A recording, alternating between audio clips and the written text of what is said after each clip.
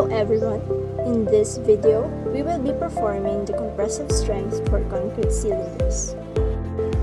We all know that concrete is a mixture of sand, cement, and aggregates.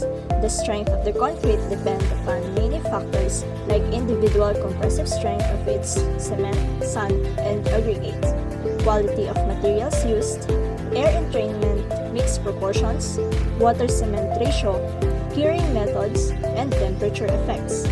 The compressive strength of concrete is a fundamental property used to assess its overall quality and performance in structural applications. The American Society for Testing and Materials, or the ASTM, has established a standard test method known as ASTM C39 to determine the compressive strength of cylindrical concrete specimens. ASTM C39 provides guidelines for the preparation, curing, and testing of concrete cylinders to evaluate their ability to withstand compressive forces. The test is typically conducted on freshly cast cylindrical specimens, which are representative of the concrete used in a construction project. According to theory, a material's compressive strength is equal to the uniaxial compressive stress it reaches just before it totally collapses. By applying load to concrete samples in an experimental compressive test, the compressive strength is typically determined. The water-cement ratio, cement strength, concrete material quality, and the level of control used in the production of concrete are just few of the variables that affect the compressive strength of concrete. Age also increases the concrete strength. Table 1 shows the strength percent of concrete at different ages. This laboratory activity aims to achieve 40% of the strength of the concrete cylinder and determine the compressive strength of hardened concrete within 3 days of curing. The apparatus needed for this test are balance, stopwatch, universal testing machine. Cylindrical samples, such as cylinders, consist of 150 mm by 300 m. Metallic rod or tamper consists of 16 mm diameter and 600 mm height for compaction. Tools and containers for mixing such as trowel, scope, wide pan, and water container. The main materials to be used for this activity are cement, sand, gravel, and water. In the procedure, first is we have to prepare a concrete mix using Class A mixtures having 1:2:4 proportions. For this laboratory activity, 2 kg of Portland cement, 4 kg of sand, and 8 kg of gravel are weighed using the digital balance. Make sure that the water-cement ratio is properly applied so that the normal consistency is achieved. After that, mix all the weighted materials in order to create a concrete mixture.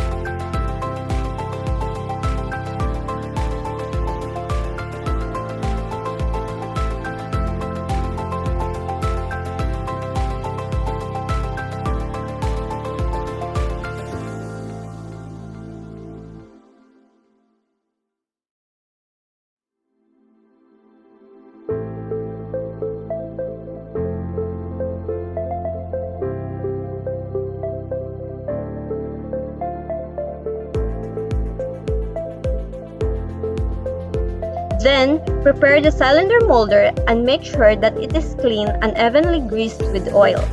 Metal molds should be sealed to their base plates to prevent loss of water. Seal the cylinder in 3 layers, tamping each layer with 25 strokes using a tamper. Fill the molds completely, smooth off the tops evenly, and clean up any concrete outside the molder. Leave the specimens in the molder for 24 hours at room temperature.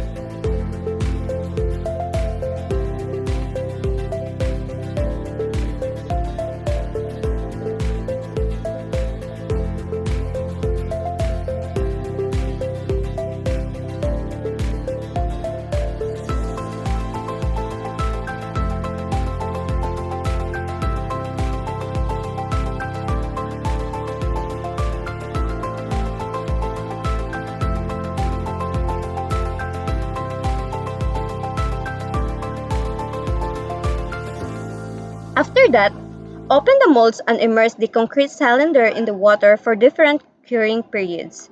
It can be 1 day, 3 days, 7 days, or 28 days. But in this laboratory activity, the sample is only cured within 3 days.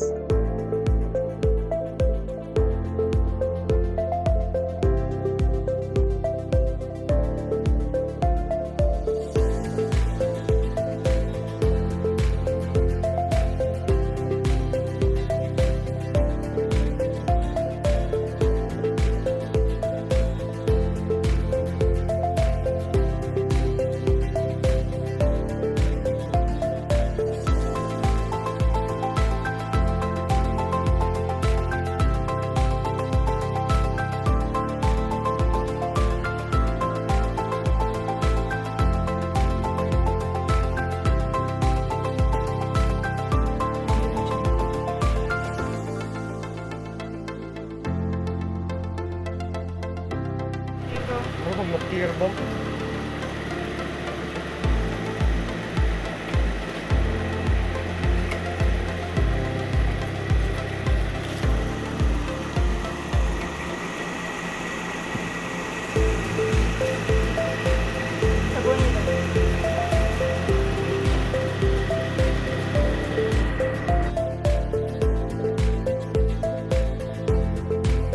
Remove the concrete cylinder from the water tank after 3 days of curing and wipe out the excess water from the surface or allow it to dry for 10 minutes. Before testing, ensure that all testing machine bearing surfaces are wiped clean.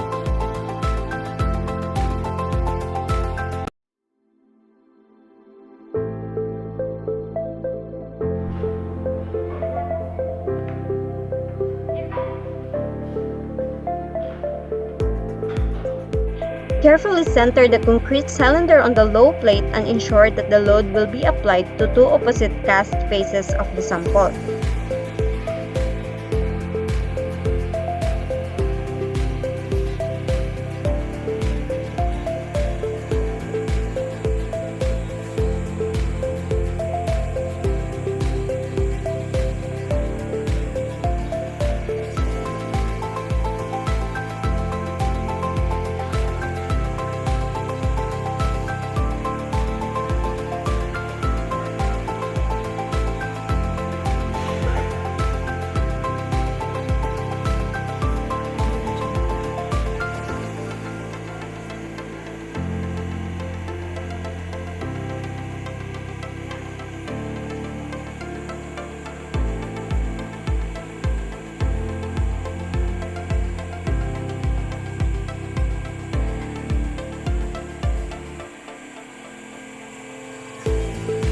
Next is apply the load continuously at nominal rate until failure or until no greater load can be sustained. Lastly, record the maximum failure load and note the failure mode.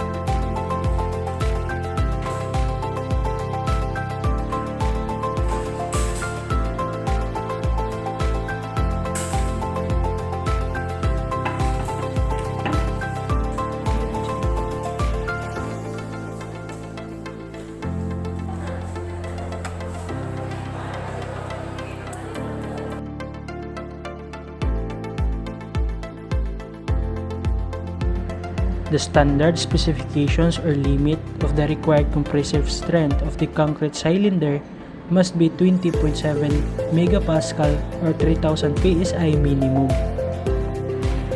To calculate the compressive strength of the specimen by dividing the maximum load carried by the specimen during the test by the average cross-sectional area, the formula is given by CS is equal to F over A, where CS is equal to the compressive strength of the specimen in megapascal and F is equal to the total maximum load that is recorded in the testing machine, that is pounds or newton, and A is the cross-sectional area of the concrete cylinder in inches squared or in mm squared. Table number 2 shows the data collection and recording, and referring to the data in the table and by using the formula provided, the compressive strength of the following sample is, we have to account that the target strength is equal to 0.40 times 20.7 megapascal. 0.40 is the compressive strength percent within 3 days of curing based on theory, and 20.7 megapascal is the minimum compressive strength, and that is equal to 8.28 megapascal. The diameter of the cylinder is equal to 150 mm, and the total maximum load is 98.30 kilonewton. The cross-sectional area of the specimen is equal to pi times d squared over 4, and that is equal to 5625 pi mm squared. To solve, the compressive strength of the concrete cylinder is equal to F over A, where F is 98.30 kilonewton divided by the cross-sectional area of the specimen, that is equal to 5625 pi mm squared. That gives us the compressive strength is equal to 5.56 megapascal. And the percentage difference is equal to 100 minus 5.56 megapascal divided by the target strength, which is 8.28 megapascal times 100, is equal to 32.85%. In the tabulated result, since there is only one sample, the average compressive strength of the concrete cylinder is equal to 5.56 MPa at 3 days of curing. If the strength of any specimen varies for more than 15% of the average strength from the target strength, the result of such concrete cylinder should be rejected. And based on our calculation, the concrete cylinder has failed the test, and based on its percentage difference, the sample must be rejected. Based on the recorded data, the compressive strength of the concrete was calculated by dividing the maximum load sustained by the specimen by its cross-sectional area, and that gives us a result of 5.56 MPa. It has been concluded that the concrete cylinders did not meet the desired target strength. This can be attributed to several factors that were observed during the testing process. One significant factor is the presence of the numerous voids within the concrete. Air voids weaken the structure of the concrete and can lead to lower strength volleys. Another factor contributing to the inadequate strength is poor workmanship, particularly improper mixing of the fresh concrete. The mixing process plays a crucial role in achieving a homogeneous and well-compacted concrete mixture. Insufficient mixing can result in inconsistent distributions of cement, aggregates, and water, leading to weakened areas within the concrete. Improper compacting is another issue that can affect the strength of concrete. Compaction is essential to remove air voids and ensure that the concrete mixture is densely packed. Inadequate compactions can result in voids, which weaken the overall structure and reduce the concrete's load-bearing capacity. However, despite the concrete not meeting the desired strength target, the test result did show some notable findings. The well-cured concrete samples, specifically those cured at 7, 14, and 28 days in water, demonstrated the ability to sustain more load compared to the samples cured for only 3 days. Curing is the process of providing adequate moisture and temperature conditions to the concrete to allow for proper hydration and the development of strength. The longer duration of curing allows for more complete hydration of cement particles, leading to improved bonding and increased strength. The presence of moisture during curing also helps prevent premature drying and shrinkage of the concrete. By extending the curing period to 7, 14, and 28 days, the concrete had more time to gain strength, resulting in higher load-bearing capacity. The increased strength observed in the well-cured samples indicates the importance of proper curing practices in achieving desired concrete strength. In conclusion, the laboratory activity revealed that the concrete cylinders did not meet the desired target strength due to factors such as air voids and poor workmanship during mixing and compacting. However, it was evident that extended curing periods of 7, 14, and 28 days in water significantly improved the concrete's load-bearing capacity. These findings emphasize the significance of thorough curing practices to achieve the desired strength in concrete structures. These results are also crucial for assessing the quality of the concrete mix, evaluating its suitability for construction construction.